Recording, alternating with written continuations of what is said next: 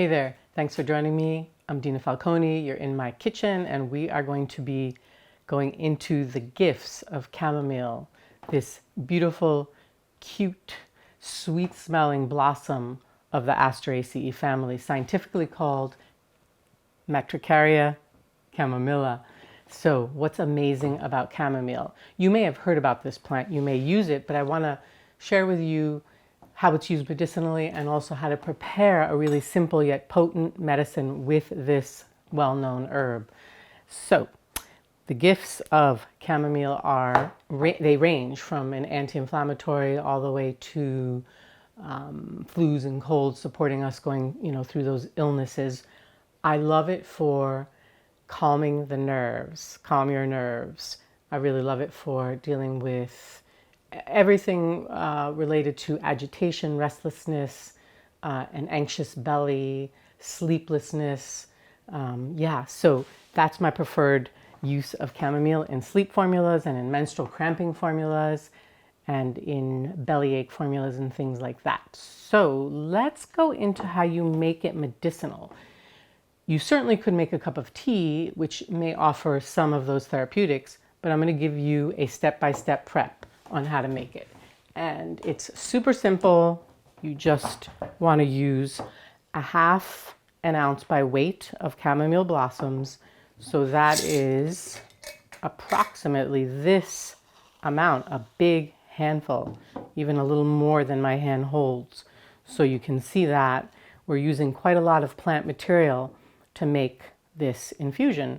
And that's all going to go into a quart wide mouth mason jar. So this ½ ounce or very large handful of chamomile blossoms is going to go into that jar. And then we're going to put a spoon in there just to temper the heat that we pour, because we're going to be pouring boiling water into that. So our water is boiling back here, and we're going to grab our pot. Be careful with the pot. Yep. And we are going to pour this boiling water over the chamomile blossoms, filling the jar to the top. And then we have our spoon that we do want to lift out and stir the blossoms down in. And now we can cap it. And here I have the canning jar cap, which is one option.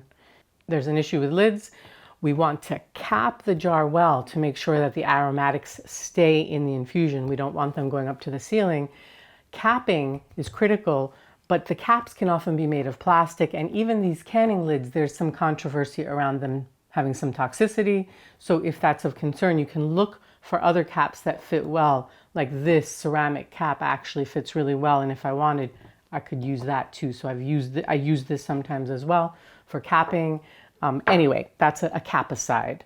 Back to the infusion. So here we are, and we have that ½ ounce of chamomile blossoms in a quart of boiling water, and I'm going to let this steep for at least 20 minutes.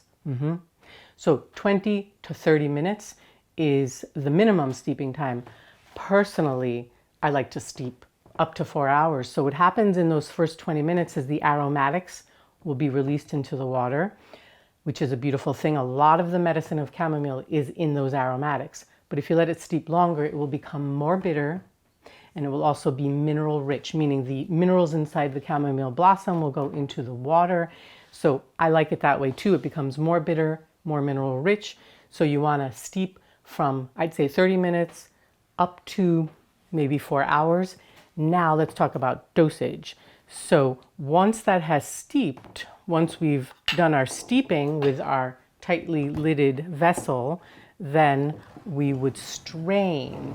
And straining options, basically, it's pretty simple. Just a mesh strainer, and then you can use your spoon to push the plant material, because those blossoms will be plunked into there, and then I will squeeze the juice out of them, basically all the water.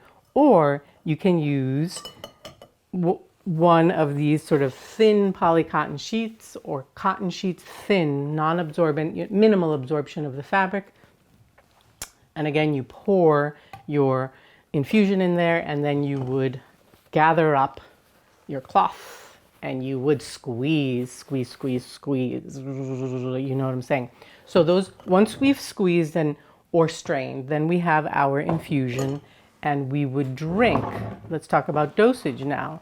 We would drink 1 cup, that's 8 ounces, 1 cup, 1 to 3 times a day, depending on what we're working on. So that's the chamomile simple preparation. Yeah, let's just add a note about cold infusion. Some herbalists prefer to make this with cold water, and instead of boiling the water, you would add cold water and let it steep for 8 hours. I don't do that, but it's another option. So the cold water infusion option. And then what else to say about chamomile infusion? Yes, I know. So we're talking about a potent simple right here, something that we can just benefit from chamomile straight. But what if we were to compound it? What if we were to add herbs to the chamomile to change or direct or focus some of the action? Let's say we're dealing with menstrual cramping. We can add some cramp bark, we can add some ginger, and along with the chamomile, and let it steep longer. Well, I'd say with at least an hour, perhaps 4 hours with those other herbs. So that's going to be a great menstrual cramp formula. Let's say you want to create a sleep formula with chamomile. You can add skullcap and passion flower to the chamomile. Let's say you wanted to create a formula for anxiety. Chamomile is wonderful too, but you can add to it lemon balm and a pinch of licorice. Just giving you ideas, so really you can continue to craft with chamomile, or you can use chamomile straight as a simple. This is a gentle, gentle herb. Babies use it, you know, we use it for babies and children, but it's potent too, so be mindful of it. And I always say, this information that I share is not in place of medical advice. Definitely not. It's about you learning, researching, exploring these plants that I talk about and bringing that information to your healthcare provider.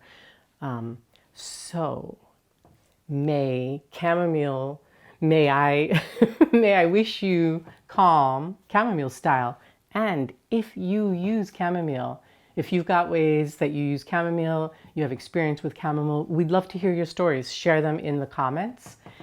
If you've enjoyed this and you would like more, check out our online course, Wild Food Health Boosters and Herbal Remedies, at wildfoodhealthboosters.com. See you next time.